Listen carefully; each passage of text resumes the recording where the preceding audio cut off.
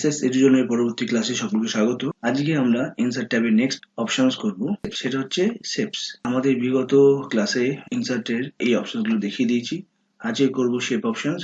এখানে আমরা অনেক ধরনের শেপ পাবো। শেপ মানে আমরা বুঝি নানা ধরনের শেপ, সেটা হতে পারে মেবি স্ট্রেট লাইন হতে পারে, সেটা হতে পারে গোল হতে পারে, সেটা হতে পারে ট্রায়াঙ্গেল হতে পারে। আমরা একটা একটা করে মোটামুটি ট্রাই করব কভার করার। কিছু কিছু শেপস আমি দেখিয়ে দেবো, বাদ বাকি নিজেদের প্র্যাকটিস করতে। প্রথম আমার জন্য এখানে রয়েছে লাইন্স।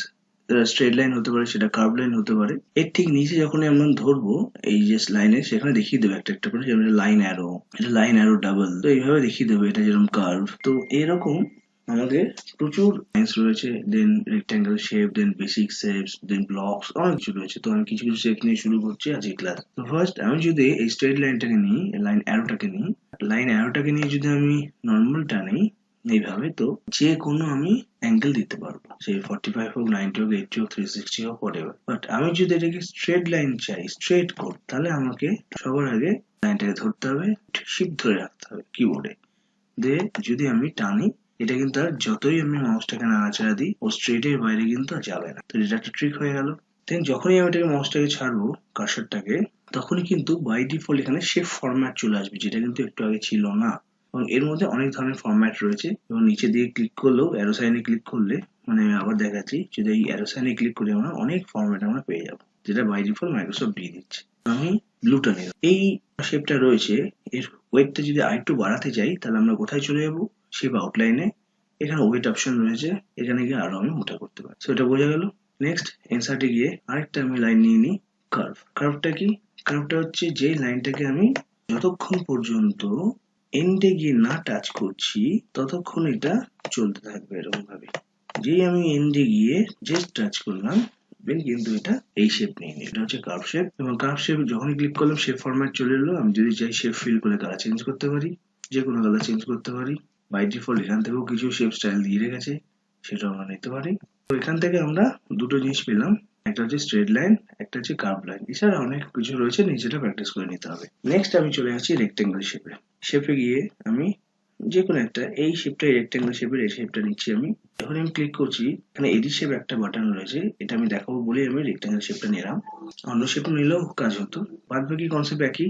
আউটলাইনটা কি? শেপ আউটলাইন মানে এই যে আমার স্ক্রিনটা রয়েছে, এই যে আমার রেক্ট্যাঙ্গেলটা রয়েছে, যার ব্যাকগ্রাউন্ডটা আমার ব্ল্যাক রয়েছে, এটাকে যদি মনে করি আউটলাইনটাকেও আমি অন্য কালার দিতে পারি, যেরকম এখন আমি রেড দিলাম। এবং এটা যদি ওয়েট একটু বাড়াতে চাই আউটলাইনে, সেটাও আমি বাড়াতে পারি।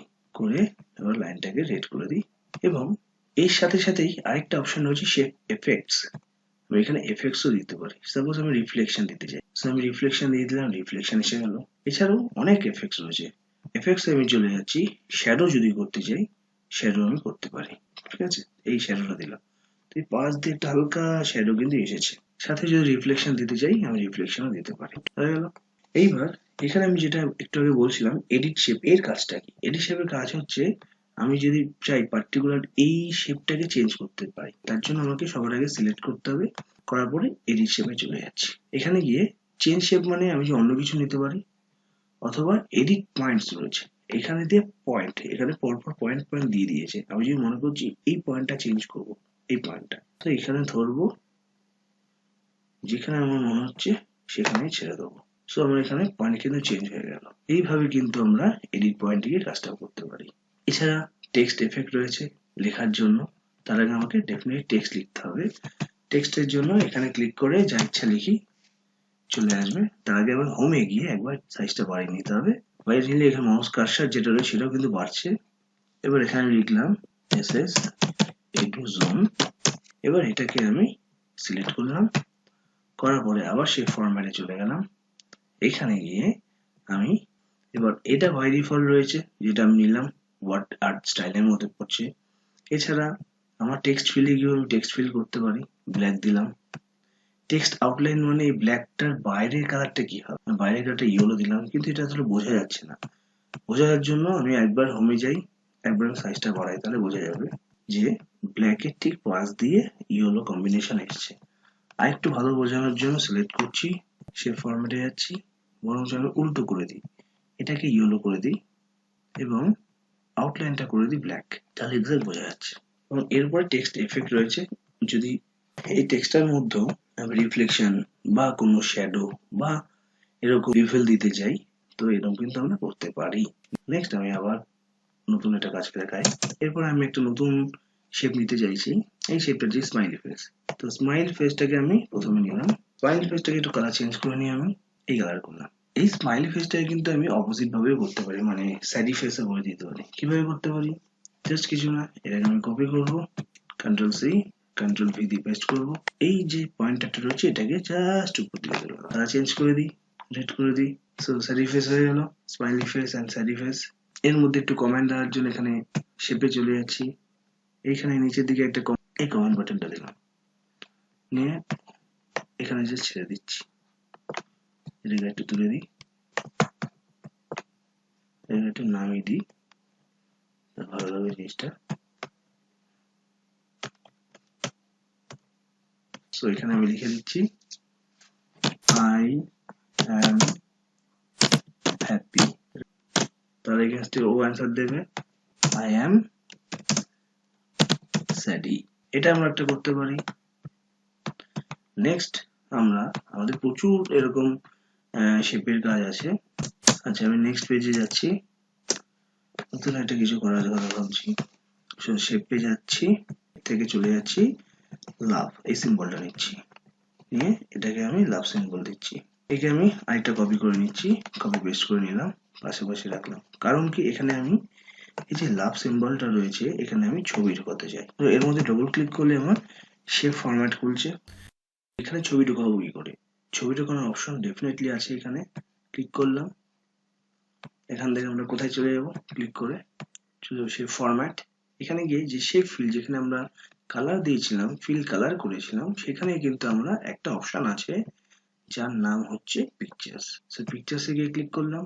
যদি আমি অনলাইন থেকে ছবি নিতে চাই তাহলে সেটা নিতে পারি, অথবা আমি আমার ব্রাউজারে অলরেডি আমার ছবি রয়েছে। সো এখানে আমি দুজন ফিল্ম স্টারের ছবি দিচ্ছি। এক as usual Shahrukh Khan, second Katrina Kaif. ওকে, তার মানে আমি কিন্তু যেরকম কালার করতে পারি সেরকম কিন্তু আমি শেপের মধ্যে পিকচার্সও ঢোকাতে পারি। আচ্ছা, এখানে আরো কিছু বাকি আছে। এই শেপ ফরম্যাটের মধ্যেই যখন আমরা ক্লিক করছি তার পাশে কিন্তু আবার একটা অপশন আছে পিকচার্স ফরম্যাট। সো পিকচার্স ফরম্যাটের কাজ কি? পিকচার্স ফরম্যাটের কাজ হচ্ছে এখান থেকে আমি কারেকশন করতে পারবো, যেরকম কিন্তু আমি আগেও দেখিয়েছি। আগে যেটা আমাদের ইনসার্টে আগের ট্যাবে যখন লিখেছিলাম, এখানে পিকচার্সে যে কাজগুলো করেছিলাম সেম জিনিসটা কিন্তু এখানেও আছে। পিকচার ফরম্যাটে আমি আগেও বুঝিয়েছিলাম যে কি কি কালার চেঞ্জ করা যায়, কারেকশন করা যায়, রিমুভ ব্যাকগ্রাউন্ড করা যায়, সবকিছু করা যায়। তো সেমই আমরা ছবির ক্ষেত্রেও করতে পারি। ওকে, এখানে ক্রপ থেকে শুরু করে সবকিছু রয়েছে। তো এটা আমার আগেই বোঝানো ছিল, আমি এখন যেহেতু শেপে এসেছি তো শেপ নিয়ে বোঝাবো। আমি আরেকটা জিনিস আছে সেটা আমি দেখিয়ে দিই শেপ ফরম্যাটের মধ্যেই। এখানে এডিট শেপটা আমি দেখিয়েছিলাম, ড্র টেক্সট বক্স আমি দেখাইনি। এটার কাজ কি জানতে হবে। সো সবার প্রথমে আমি কার্সারটাকে নিচে নামিয়ে আসি, আমি একটা টেক্সট বক্স নিচ্ছি, শেপ ফরম্যাটে গিয়ে ড্র টেক্সট বক্স নিলাম। এখানে আমি একটা ড্র করছি, এটাকে একটু ছোট করে। আবার আমি একটা ড্র টেক্সট বক্স নিই, এইখানে একটা ড্র টেক্সট বক্স করছি। ড্র টেক্সট বক্সের কাজ হচ্ছে, যদি আমি এখানে লিখি, এর লেখাটা যখন শেষ হয়ে যাবে তখন পরবর্তী লেখাটা এই টেক্সট বক্সে চলে আসবে। তার জন্য আমাকে কি করতে হবে? সবার আগে যেই টেক্সট বক্সে লিখবো সেই টেক্সট বক্সে সিলেক্ট করলাম, করার পরে এখানেই শেপ ফরম্যাটের মধ্যে ক্রিয়েট লিঙ্ক বলে একটা অপশন আছে, তো সেখানে আমি চলে যাব। যাওয়ার পরেই আমি যেখানে আমি লিঙ্ক করব সেই বক্সটার সঙ্গে ক্লিক করব। সো আমার লিঙ্ক হয়ে গেল। এবার আমি যা লিখবো, আমি যা লিখছি লেখাটা শেষ হতে হবে আমার। আমি একটু সাইজ বাড়িয়ে নিই তাহলে সুবিধা হবে। আমি একটু হোমে গিয়ে সাইজ বাড়িয়ে নিই, আমি লিখছি। নেক্সট করে চলে এখানে আমি লিখছি। নেক্সট কিন্তু আমার এই বক্সে চলে এসছে। ক্লিয়ার? তার মানে এই বক্স শেষ হয়ে গিয়ে এই বক্সে চলে আসবে। তো এইভাবে কিন্তু আমরা শেপ ফরম্যাটের মধ্যে ক্রিয়েট লিঙ্ক করে কাজটা করতে পারি। নেক্সট আমাদের টেক্সট ডিরেকশন রয়েছে। টেক্সট ডিরেকশন মানে আমি এটা এক্সাম্পল এটা দিয়ে বোঝাই, এই বক্সটার মধ্যে দিয়ে বোঝাই। এই যে আমার টেক্সটটা রয়েছে এটা আমার রয়েছে এইভাবে। আমি যদি ডিরেকশনটাকে চেঞ্জ করি, আমি যদি হরাইজন্টালের জায়গায় যদি আমি রোটেট 90 ডিগ্রি করে দিই, তাহলে কিন্তু আমার লেখার পুরো যে বক্সের, যেহেতু আমার লিঙ্ক রয়েছে তাই দুটোই একসাথেই করবে, পুরো লেখাটা কিন্তু আমার 90 ডিগ্রি হয়ে গেল। আবার যদি রোটেট অল টেক্সট 270 ডিগ্রিতে করি, তো চলে গেল কিন্তু এই সাইডে লেফটে। তো এইভাবে আমরা কিন্তু ডিরেকশনও চেঞ্জ করতে পারি। এছাড়া পজিশনিং র্যাপ টেক্সট, এটা আমি আগেই বুঝিয়ে দিয়েছিলাম। এখানে ব্রিং ফরওয়ার্ড আর সেন্ড ফরওয়ার্ড এটা আমার দেখানো হয়নি, সিলেকশন প্যানটা দেখানো হয়নি। এই তিনটে জিনিস আমি দেখাচ্ছি। সেটা কি, প্রথমে আমি কিছু এই ছবি দিয়ে বোঝাই তাহলেই হবে। আমি চলে যাচ্ছি ক্যাটরিনা কাইফ এবং শাহরুখ খানের ছবিতে, শাহরুখ খানে ক্লিক করলাম। সিলেক্ট প্যান, এটা সিলেক্ট প্যান 1 আর সিলেক্ট প্যান 2 এই হিসেবে কাউন্ট করাবো। এখানে ক্লিক করে সিলেক্ট প্যানে চলে গেলাম। শেপ ফরম্যাটের মধ্যে সিলেক্ট প্যান, সিলেকশন প্যান বা সিলেক্ট প্যান। আমার হার্টের যেহেতু সিম্বল রয়েছে, এই দুটো টেক্সট বক্স আছে যেটা আমার নিচে দুটো ছিল, এবং টেক্সট বক্স দুটো অফ করা আছে, অন করে দিলে এবং অন হয়ে যাবে। সো এটা হচ্ছে অন অফ করার জায়গা। ওকে, মানে আমার বক্স হোক বা ছবি হোক, পিকচার্স হোক, সেটাকে হাইড করা যায়, এটা সিলেকশন প্যান বলে। সো আমি এখন শাহরুখ খানকে রেখেছি এবং ক্যাটরিনা কাইফকে রেখেছি। যদি আমি ক্যাটরিনা কাইফটাকে অফ করতে চাই, সো আমি নাম্বার 11 হার্টটাকে তুলে দিলাম, সো শাহরুখ খান থাকলো। যদি আমি শাহরুখ খানটাকে তুলে ক্যাটরিনা কাইফকে রাখতে চাই, সো এই প্যানটাকে অফ করে এটাকে রাখতে হবে। সো এইভাবে আমরা কিন্তু কাজ করতে পারি। সো এটা this is called selection pane. এছাড়া এর ঠিক উপরে রয়েছে bring forward and send forward. তার কাজ কি, আমি যদি এই ছবিটা শাহরুখ খানের উপর ক্যাটরিনা কাইফের ছবিটা দিই, এরপরে যদি আমি এটাকে সেন্ড ব্যাকওয়ার্ড করি, তাহলে কিন্তু ক্যাটরিনা কাইফের বাদবাকি ছবিটা শাহরুখ খানের পিছনে চলে গেল।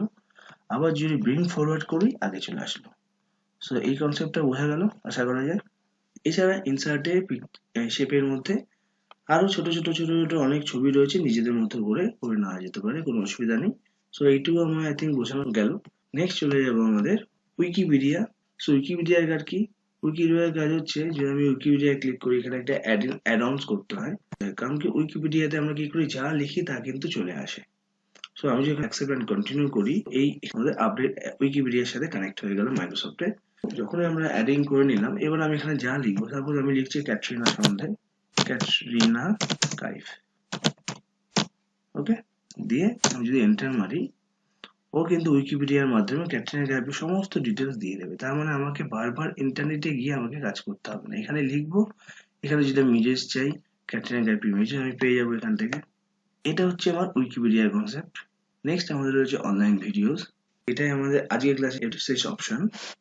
তো অনলাইন ভিডিওসটা কি, অনলাইন ভিডিওস হচ্ছে যদি আমার কোনো অনলাইনে লিঙ্ক থাকে, আমি কিন্তু ডিরেক্ট এই ওয়ার্ড ফাইলের মধ্যেও ভিডিওটা দেখতে পারি। কি করে দেখতে পারি, তার জন্য অনলাইন ভিডিওসে যেতে হবে। তো এই যে লিঙ্ক ফাইলটা রয়েছে, এই লিঙ্ক ফাইলে গিয়ে লিঙ্ক ফাইলের মধ্যে আমাদের ইউআরএলটাকে পেস্ট করতে হবে। দেখে এন্টার দ্য ইউআরএল বলে দিয়েছে। তো এটা কোথায় যাব, আমি গুগল ক্রমে যাচ্ছি ব্রাউজারে, এখানে যে অ্যাড্রেস বারটা রয়েছে, এই অ্যাড্রেস বারটারে আমি আমার ইউটিউবের যে ফাইলটা রয়েছে সেটা আমি জাস্ট কপি করে রেখেছিলাম, তাই আমি সার্চ বারে দিয়ে দিচ্ছি। তো এই যে অ্যাড্রেস বারের মধ্যে কিন্তু ফাইলটা রয়েছে, যে লিঙ্কটা, সেই ইউআরএলটা কিন্তু এখান থেকে কপি করে নিতে হবে, ঠিক আছে, যেটাতে আমার ভিডিওটা চলবে। তো যেহেতু অলরেডি কপি করাই ছিল, এবং এটা কিন্তু আমাকে এখানে পেস্ট করতে হবে, ঠিক আছে। তো কোথা থেকে নিলাম, যেটা আমার ইউটিউবে চলবে সেই অ্যাড্রেস বার থেকে আমরা কপি করব, করে এখানে পেস্ট করব, সেটা কোথায়, অনলাইন ভিডিওস এর মধ্যে। সো অনলাইন ভিডিওস এর মধ্যে ইউআরএলটাকে পেস্ট করে ইনসার্ট বাটনে ক্লিক করব। তাহলে কি হবে, এই যে ওয়ার্ড রয়েছে, এই ওয়ার্ডের মধ্যে কিন্তু আমার ডিরেক্ট ইউটিউবটা খুলে যাবে। তার জন্য আমাকে আর আলাদা করে ব্রাউজার খোলার দরকার নেই, এবং এখানে ক্লিক করলেই হবে, এবং তার জন্য নেট থাকতে হবে। যদি আমার ইন্টারনেট থাকে, তাহলে কিন্তু আমার এই অপশনটা চালু হয়ে যাবে। এই যে অটোমেটিক চালু হয়ে গেছে, এবার এখানে ক্লিক করলে কিন্তু আমার ভিডিওসটা আমার ওয়ার্ডে চলে আসবে, খুব ইজিলি কিন্তু আমার এই ভিডিওটা চলছে। আমরা বুঝে গেলাম কি করলাম।